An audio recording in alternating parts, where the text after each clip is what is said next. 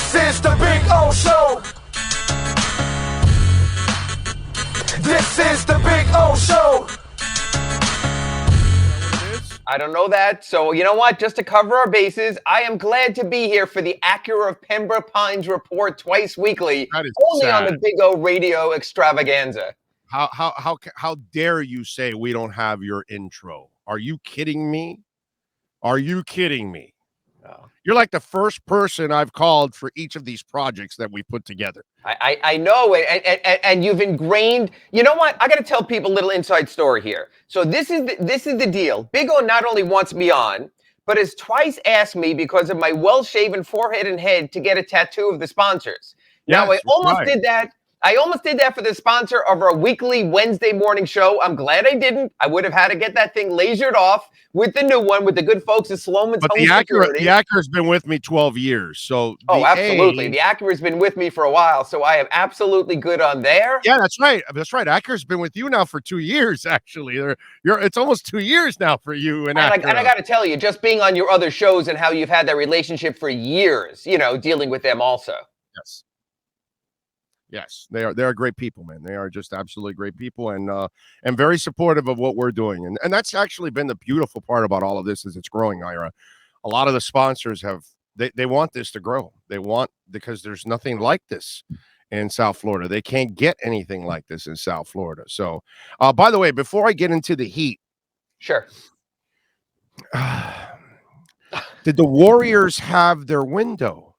And if you're a Warriors fan, enjoy what happened with KD and company and Clay and all that, because it's just trauma and injury and one after another. And now it's Steph, and he's out for several weeks. And I read this morning where he's like talking about like the injury, where it's at, and how they have to take it easy because of where it's at and under the bone or all this. I forgot what it was that he was explaining. I'm kind of paraphrasing in a crazy way, but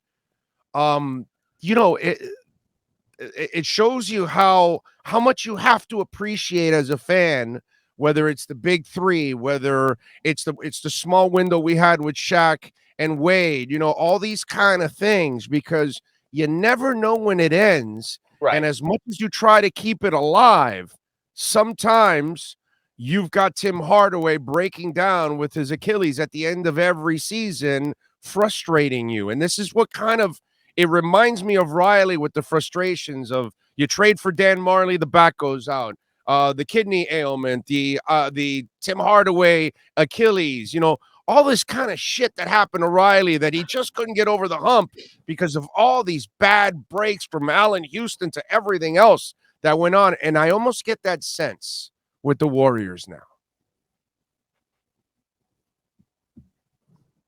Is he delayed? Is he hearing me? I am. I seem to have cut out here. I hope my internet is good enough. Am I back here, Big O? Okay. That's what it was. See, that's your internet cut your open out. You see? All right. You better call your internet company. They took away your open, not us. So I'm good here. Text me if I need to go on the phone line. I can understand. These hotel internets, as you know, can be a little shaky. You know what, Big O? It's always about injuries in the playoffs. Think about Chris Paul's career. Think about how close he has been, and then there have been constant injuries just when you think you're there. Boom, you wind up not being there. So here's the interesting part. Are the Heat better positioned this year because they're an ensemble team? Because there's so many contributors that there's no one piece that is the it piece. There's no Steph Curry here. There's no Jokic. There's no particular player. Or to be honest with you, and let's be honest here, Big O, for a second, okay? Are they winning if Jimmy's not there? Are they winning if Kyle's not there? Are they winning if Bam is not there? Not everything, no. You wind up in a position where it's the same for every team in the NBA. If your main guys aren't there, the playoffs are so debilitating. The playoffs are so grueling that you need to get through the grind. Look, Heat fan needs to know nothing more than this. 2020 NBA Finals. You could talk about bubble ball. You could talk about whether you deserve to be there. They were right there with the Lakers. Goran Dragic's foot. Bam Adebayo gets injured. It changes everything. And they still made it to 6 games. Everyone, the Lakers dominated the 2020 Finals. The Heat were a joke. No, they were one victory away from forcing a Game 7. You had Goran Dragic coming back in Game 6 on half a foot. You need to get healthy to the finish line, which is why games like tonight in Philadelphia, where Jimmy is questionable. I can't tell people how many times Big O has told me, either on our Acura Pembroke Pines reports and when we do our lead-in for our Slomin's home security show hour every Wednesday at 9, he talks about rest the players. It's like, fans, I know you go to Heat games at FTX Arena, you want to see everyone, but you got the Big O over there telling everyone, sit guys until they're ready. And that's maybe the Pops thing. Maybe Pops was onto something, dude.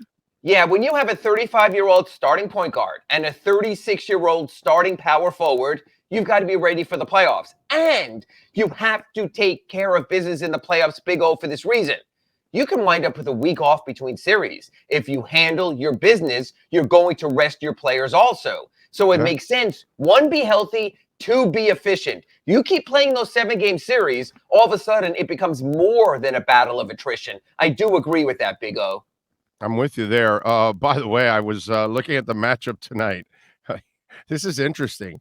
Miami is 21-15 on the road, and the Sixers are 20-16 at home, actually. So yeah, Miami is better. But listening to Spo talk about Caleb and talking about him being, the jackknife, the jack of all trades and all that. Well, these are the down the stretch here. Here's where you got to use the jack of all trades a little bit more instead of, that question you guys had last week on the thing. Should you pace, Jimmy from here on out to kind of save him, overall? I think you got to start trying to do that if you can, down the stretch. But Big O, by the way, it's not like you really desperately need the number 1 seed anyway. What about continuity, though? Is there a point, Big O, that you would like to see Butler and Lowry and Adebayo and Hero together for more than 100 total minutes going into the playoffs? You know what? Spoelstra always tells us the same thing. These guys are veterans. They know how to do it. Kyle's won a championship. PJ's won a championship. Markeith's won a championship. You've got other guys like Bam who have been to the finals with Duncan Robinson. So it's a matter of you're weighing continuity against your weighing rest. And you have to find a middle ground there also. So I think it's interesting from Erik Spoelstra, but tonight's going to be interesting here in Philly. The Sixers played last night and lost at home to the Toronto Raptors. James Harden said he's in. However, Joel Embiid, who's had knee issues and has been listed as questionable, had to go to the dentist after the game. Anyone who's gone to the dentist knows they might not be feeling so good the next day. So I think tonight will be interesting. I think that there's almost a sort of jab and bob and weave going on with these teams. Like they don't want to show their cards before the playoffs. Like Erik Spoelstra doesn't want to show what he's going to do against Embiid. Doc Rivers doesn't want to show what he's going to do with Harden and Embiid against the Heat. So it's going to be a little push-pull. You have this game tonight. Next Wednesday, you're in Boston. Do the Celtics show their hand? That Saturday, you're in Chicago. Do the Bulls show their hand? There's a lot of painting and dodging. Wait a minute. Here's the problem I have with all of this, except for the Bulls. Okay, but here's the problem I have all of this. You just got Harden. What the hell would you know what to display and show or what? And if you're the Heat, you don't have the damn lineup ever healthy. What the hell would you know what to show or not to show? You know what I'm saying? So, and remember, you get it's not like you've been working with both lineups fully healthy all year, and you've been able to work on things behind the scenes, this and that. Nobody's ever healthy. They never have the whole damn team. And the Sixers just traded for this dude. Right. So there's nothing to display right now. And you have a full week off before the playoffs because you're not going to be in the play and you're going to have a full week off. Oh, this is something I wrote in my Ask Ira at sunsentinel.com. You and I have debated this. I don't think anyone else wants the first seed. I think there's a lot of teams scared about the Brooklyn Nets looming at number 7 or 8 who would rather get into that sweet spotted number 3, play the Cavaliers or the Bulls in the first round, not have to knock themselves out. But it's really curious, my friend. Giannis doesn't play against the Timberwolves on Saturday. The Bucks get blown out. Tonight, we have a situation Embiid might not play against the Heat. The 76ers taking the low ground. We know the Heat have a pride that they want to win every game. They want to be number 1. They want to put up another banner for a division championship they already have. Now a conference championship, a number 1 seed. But I'm telling you, I just get this sense, and I might be wrong, and I'm sure Doc Rivers and Mike Budenholzer and Erik Spoelstra will deny it. I think these teams are sort of saying number 1 is not all that it's built up to be. Now, you might say, Big O, in your sort of Latino bravado way, machismo way, that you don't dodge challenges, that you come in like a man and you take on all comers. And I understand that. I understand what you did against. You take on full radio stations. You have to, too. Right. I've always told people you're the Kimbo Slice of local radio, and you meet Big O in his backyard. By the way, you knock out local radio stations too, on top of all of that. Okay, so just in case. I'll try. So, I'll try to be Switzerland. and by the way, Ira, let me correct you on something. Sure. Most of the Eastern Conference might be afraid of the Nets. Okay. But the Miami Heat are not afraid of no one.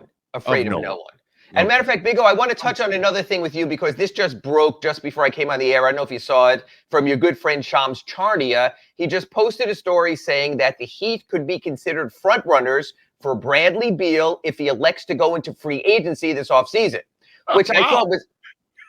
So the Lightning did it first last year. The Panthers are doing it now, and we get to do it in the NBA. Is that who are we putting on to hide the salary so that we can bring it back? What are we doing here? Well, it wouldn't be for the playoffs. It would be for the offseason. But the thing, by the way, Ira, we lost about 80% of the audience on that one because they may not know what the hell we're talking about. Exactly. But you know what? And that's just a matter of last year before the playoffs. All of a sudden, the Tampa Bay Lightning said, you know what? The salary cap doesn't count in the playoffs. We can't do that in the NBA. This is Cham's offseason story, but he's starting to titillate a little bit because it's what he does.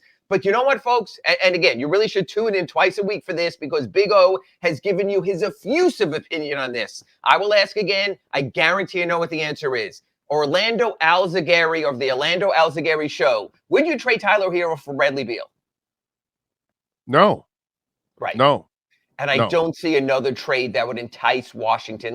You know what? Oh, for a second, I want you to play the role of Tom. I want you to play the role of Tommie Shepard, general manager of the Washington Wizards.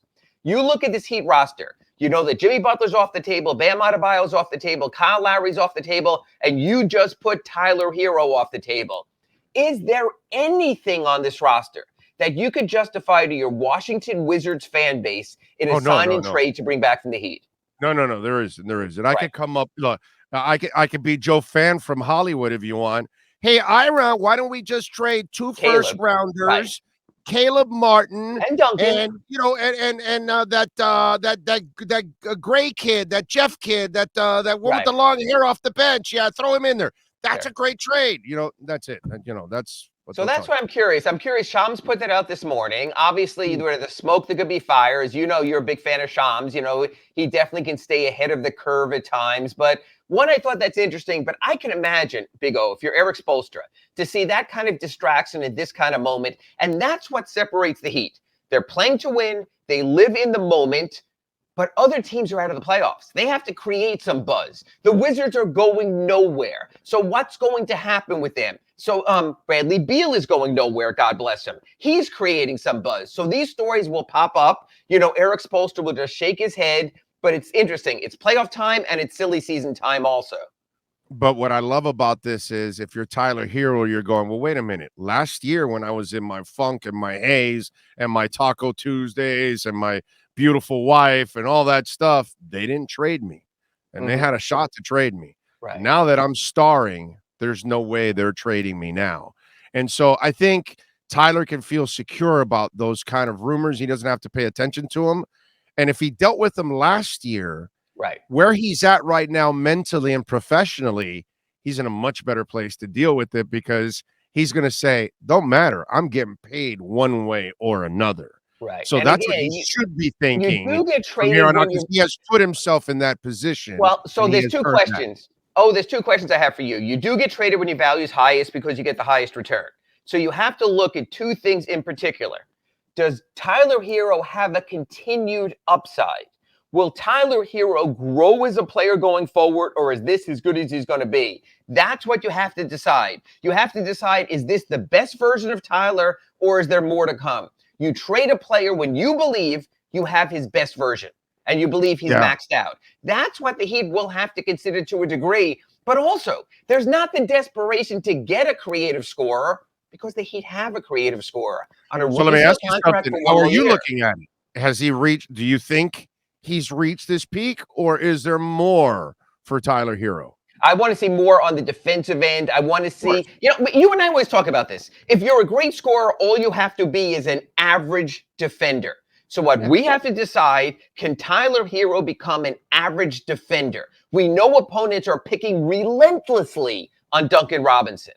If they're picking relentlessly at the end of games when the games mean more with Tyler Hero, that's a concern. So he went into the laboratory this summer. He added bulk. He worked on his offensive game. He worked off the dribble. Perfect. If he does that this summer defensively with some sort of defensive skills guru and grows that, then I feel a lot more comfortable. How old is Bradley Beal? I'm trying to look it up here. I think it's just about 31, 32. I'd say 30, maybe 30. Okay, because see, that's the other thing. He's 28, actually. Okay, so now you do have some youth on your side because remember, it would be a 5-year contract. So you're paying him through 33. He'll be 29 in June 28th. Okay, so you'll pay him through he's 34. Yeah, so that's the only thing that I was going to tell you is, I like my young guys. That doesn't sound right. But continue. I love watching Wade grow up. I love watching Zach and Jason Taylor grow up. And so if you give me Tyler and Bam growing up together, and then now maybe we're adding Caleb to the mix as a kid that I think has a real long-term future here. Right. I kind of like that, you know what I mean? Instead of we have a couple of old guys already, we're going to add another old guy. Right now he's in his prime, but in 2 years, then we start looking at him like an old guy again. Whereas Tyler's still super young. Bam is still young. Caleb is still young. We have some guys that they can build onto the future. I'd almost rather let those big contracts time out so then more cap space opens. Yes, and Tyler will remain on a rookie scale contract next year at $6 million. We talked about this on our Slomin's Home Security Inside the Paint show last Wednesday. It's a then cycle. all of a sudden, Kyle is out of his contract. Tyler moves into that. You bring in Bradley Beal at $30 million for next season. You're paying that money to Jimmy. You're paying that money to Kyle. You're paying that money to Bam. You're paying at least half that money to Duncan if he's still here. That becomes problematic from a tax standpoint. You're going to have to fill a lot more cruise line cabins to make that work.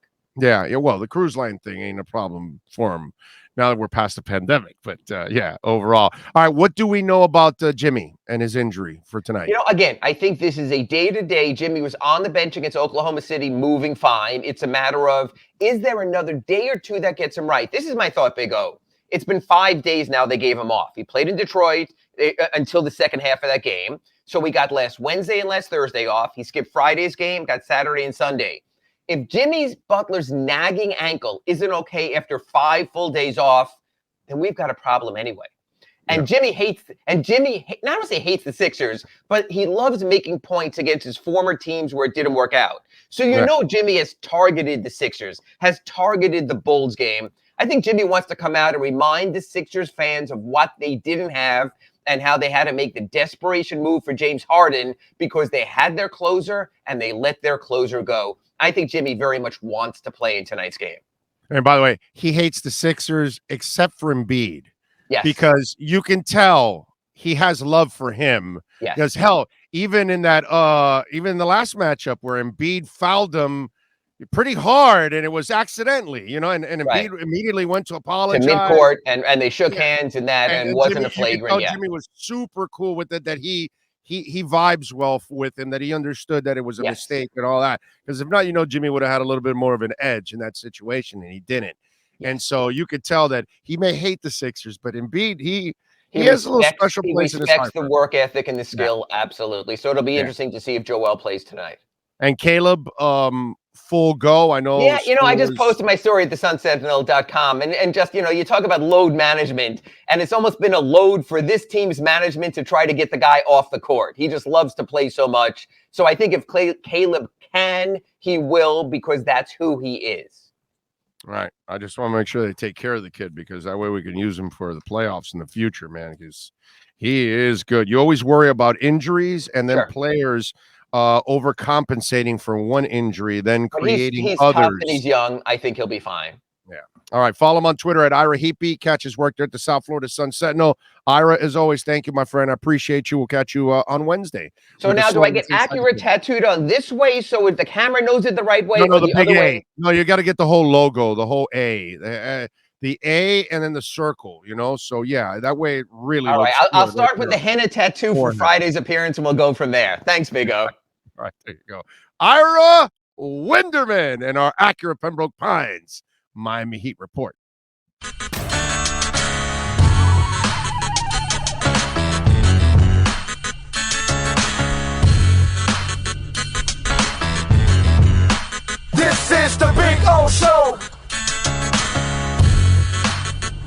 This is the Big O Show.